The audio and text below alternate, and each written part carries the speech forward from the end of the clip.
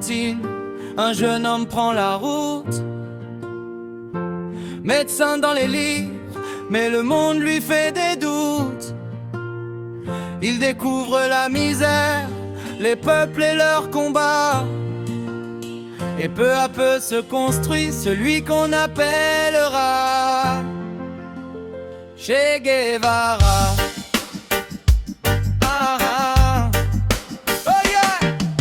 Ernesto Guevara, Buenos Aires pour départ. Passionné de médecine mais déjà le regard quelque part. Avec sa moto, il traverse les terres du continent et découvre une Amérique marquée par les inégalités du temps. Des mineurs, des paysans, des vies difficiles à porter, des peuples confrontés à la pauvreté, à l'exploitation, à l'adversité. Ses voyages changent sa vision du monde profondément et ses idées politiques prennent forme pro racinement.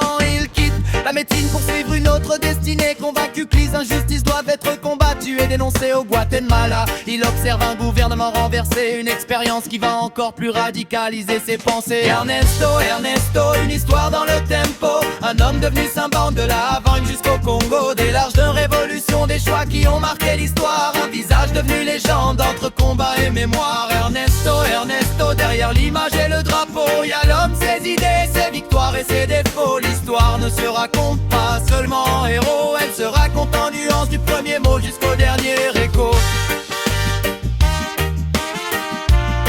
Du premier mot jusqu'au dernier écho.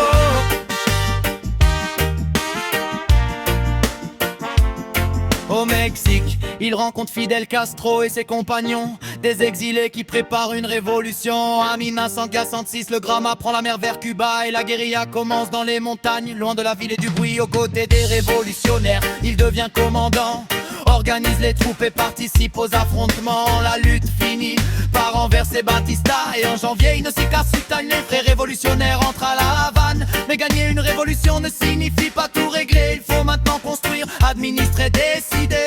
Je occupe plusieurs fonctions dans le nouvel état et défends une transformation profonde de Cuba.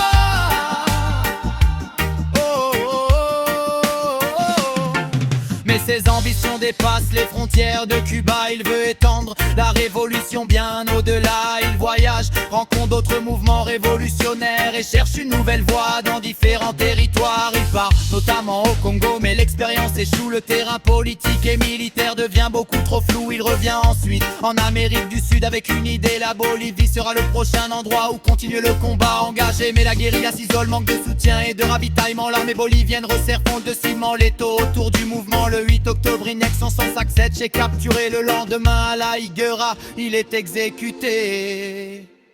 Depuis, son visage a traversé les générations. Photos devenues symboles, affiches, livres et chansons. Pour certains, révolutionnaires et hommes engagés. Pour d'autres, responsables de violences et d'exécutions contestées. Alors, pour comprendre l'homme derrière la légende, il faut regarder toute l'histoire, même quand elle dérange. Ses rêves, ses combats, ses erreurs, ses contradictions. Car l'histoire est plus complexe qu'une simple représentation. Ernesto, une histoire dans le tempo, de l'Argentine à Cuba, puis jusqu'en Bolivie là-haut. Un homme devenu symbole bien après sa disparition, dont le nom continue encore de provoquer des discussions. Ernesto, derrière l'image et le drapeau, y a l'homme, ses idées, ses victoires et ses défauts. L'histoire ne se raconte pas seulement en héros, elle se raconte en nuances du premier mot jusqu'au dernier écho.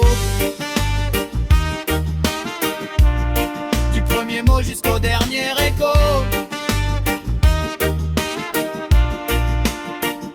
Un médecin sur les routes, devenu révolutionnaire. Un homme convaincu de pouvoir changer la terre. Une vie courte, un destin qui continue de questionner. Et un nom que l'histoire n'a jamais vraiment oublié.